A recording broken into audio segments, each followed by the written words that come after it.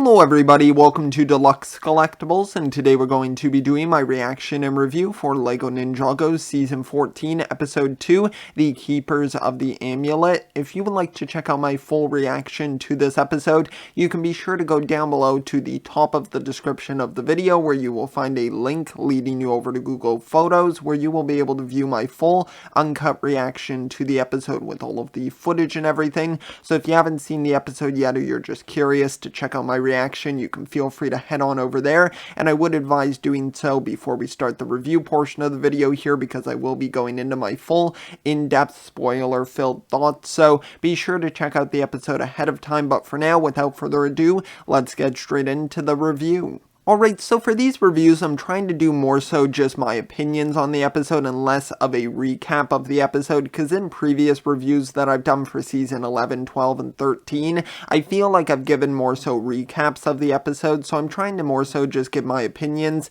and then I'll go over a bit of the story details within those opinions, so it doesn't just seem like I'm recapping the episode, but it basically picks up with the ninja kind of starting to explore the jungle now. They're on these jungle bikes, and they're kind of going around, but we kind of notice that something seems to be stalking them within the jungle, and we do eventually find out that that is actually the jungle dragon, of course, that we saw in the LEGO Ninjago Season 14 sets. And what I found really interesting here and a little bit ironic, because within the set, it's kind of meant to be like showing that like the jungle dragon is Lloyd's sort of dragon for this season, but it actually turns out within the actual episode, Lloyd is kind of the one who is most opposed to like having this dragon around, because he seems to think that it's going to kind of give away their position, and it isn't the most stealthy of dragons. So I found that quite interesting. It's actually, I would say, the other ninja who gravitate more so towards the jungle dragon, who they do nickname Zippy from Jay. He nicknames it that,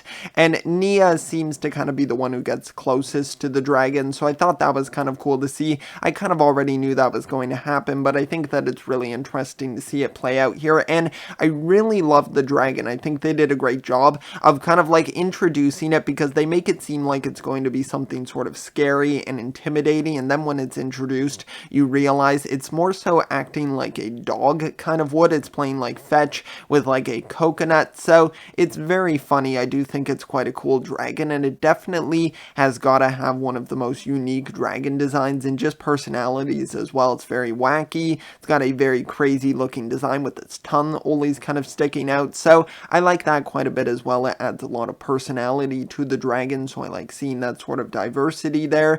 And then we kind of see them continuing sort of their search around the island, and they wind up running into one of these golems right here, and at first they think that it might just be some stone here, but then Nia winds up poking it, and that awakens it there, so they get into a really awesome battle. There's definitely a very cool fight scene within this episode. I thought it was really good and very action-packed, kind of giving every ninja their own sort of like moment to sort of shine, I suppose, but they do wind up kind of somewhat losing the battle against these golems, because we find out they're kind of immune to their elemental powers. Now, I wasn't sure if they just weren't going to affect them or how that was going to work, but I love how they chose to do it, because it actually turns out whatever you kind of throw at them, they can just kind of throw right back at you. So we see Cole use his earth abilities, and then it winds up being shot right back at him, and then we see Kai trying to shoot them with fire, and it just comes right back as well. So I really found that to be quite intriguing, and I thought that it led to kind of a really cool sort of fight scene. We get to see all the ninja trying to show off their abilities here,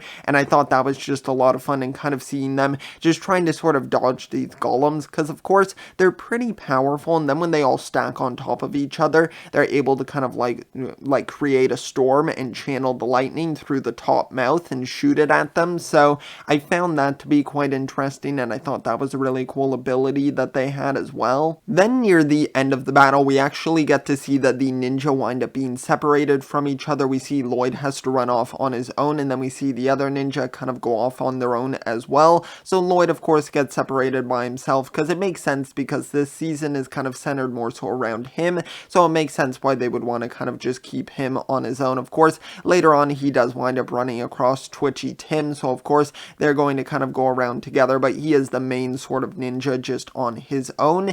And then we kind of follow the other ninja who come across this bridge where they have to try to cross it, and I found it quite funny because Jay kind of brings up how they always wind up falling off of these bridges and they always wind up collapsing and everything, and I found that quite funny because Zane was kind of like, yeah, that does seem to happen to us more than it actually should, and I thought that was quite funny because it's kind of like a bit of a story trope, I suppose. Whenever you're crossing one of those rickety bridges within the show, it always kind of winds up collapsing, but they actually wind up getting across it safely, but then as soon as they do, they see it collapse. So I thought that was quite a funny moment there within the episode. There's actually quite a few funny moments, and I forgot to mention a few, which I will now. Like Twitchy, at the beginning of the episode, he kind of just goes crazy and starts saying like everything on the island is poisonous, and I found that to be quite funny. I thought it was a cool moment there, just kind of showing like how much trauma he has from this island, and he's like, everything is poisonous, the birds are poisonous, and they're really questioning it. And then there's a funny moment where he's like, and the berries are poisonous, and we see that Cole's just about to eat one of them, so I found that to be quite funny as well. And then we also have one where it's kind of like a running gag that Lloyd keeps forgetting about clutch powers. He's like, we gotta go save my mom and Woo, and then it's like, oh yeah, and Clutch as well, and he keeps forgetting him, and they like purposefully leave him out whenever Lloyd says it throughout the episode of who they have to go save. So I thought that was quite funny because yeah, nobody really cares too much about clutch powers, I suppose, because he honestly hasn't really been that helpful to the ninja at any point, so I can kind of understand that for sure. Then after the ninja have finished crossing the bridge here, we actually see that they wind up being captured by some of the keepers. They get electrocuted by all of them, and then we pick up with Lloyd, who is still trying to escape from these golems, but he winds up being able to hide in a cave, and then we find that Twitchy Tim is also hiding in the cave, and Lloyd makes a little funny joke where he's like, not really my style to kind of hide from a fight, and then Twitchy Tim's like, oh, you know what, that's actually always my go-to style, and I thought that was quite funny, just once again showing the contrast between both of the characters there. And then we get to cut to the other ninja who are kind of stuck on this boat here, and they're actually now being taken to like the main sort of part of the island where the keepers are staying. So very interesting. We kind of get to see how they're sort of set up, and I thought it had a really cool aesthetic to it as well. I absolutely love how Wildbrain does the animation during like the darker like scenes within the show, so I thought this was just really well done. The lighting's very good. It looks just really clean overall. This season definitely has some of the best animation that I've seen from Ninjago, and it just looks fantastic. So I really do love the design of that. And then the ninja get to meet the keepers here, mainly Chief Mammotus, who they haven't said his name yet, so I don't know how to like correctly pronounce it, because they actually do mention Wohira, and I've been pronouncing it as Wohira like with an H, but it's actually Wojira, so that's very interesting. I didn't know the exact spelling or the pronunciation, so now I know, so now I can kind of correct myself in the future when I'm mentioning that name. So now we know, and they kind of explain like kind of like what they're doing here, how they're able to harness the power of the storm and the lightning, and they've kind of become one with it. So I found that really interesting, kind of explains why their skin is kind of like glowing with electricity. So I thought that was definitely really cool to kind of see them explain that.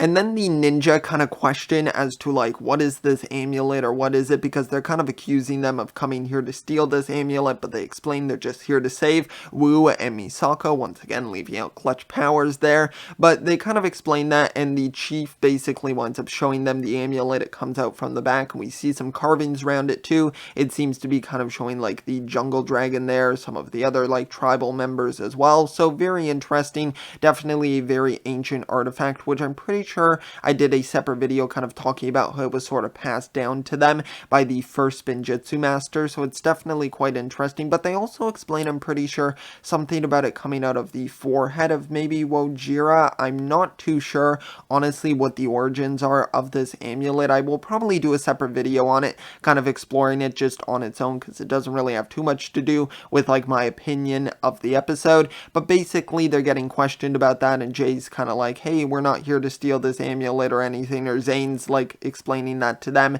but then he accuses them of wanting to steal it and that now they've like seen too much. And I thought this part was really funny, definitely the highlight of the episode for me, and or like the funniest joke within the episode. And Jay's kind of like, then why did you show it to us? And I thought that was just really funny, because you always kind of have that with like villains within like media, whenever they show you like or reveal their grand plan, and then they're like, now you know too much. And it's like, well, why did you tell me then? I think you really just wanted to eliminate me in general, and this is just kind of an excuse that you're using. But basically, the chief kind of says that they're going to be their prisoners now, so we kind of already knew that these ninja were going to wind up getting locked up by them, and it's going to have to be Lloyd who's going to have to try to rescue them now, on top of having to rescue Wu and Misako, who I'm assuming in the next episode we're going to wind up seeing, because they've probably been captured as well, and we'll probably get a bit more context as to why they ventured to this island and went on this expedition, and why they were kind of coming after the storm amulet, or what they were doing here. So I'm really interested to find that out as well. I think that overall this was honestly a really good episode. It had a lot of cool action in it, some really great fight scenes within it, some really fantastic jokes as well. I thought there were some really funny ones here, and if I did miss any, be sure to let me know in the comment section down below any of your favorite parts of the episode, the funniest parts of the episode, just anything sort of in general, because I'm really curious to hear if I missed anything in this review. And that's about everything that I have to say for this episode. I think that it is a really good one. I would say I probably prefer this one over the first episode. I actually enjoyed the first episode quite a bit, but of course this one just has so much more that it can kind of do with the episode, with more action scenes, because now it's sort of set up the premise of the season. So I thought that was really fun. So definitely a very good episode. Be sure to let me know your thoughts and opinions on the episode in the comment section down below. I'm really curious to hear what you all have to say about it, and if you did enjoy the reaction or the review, be sure to leave a like on the video as well. It is highly appreciated, so thank you so much. I will see you all next time, and always remember, keep on collecting.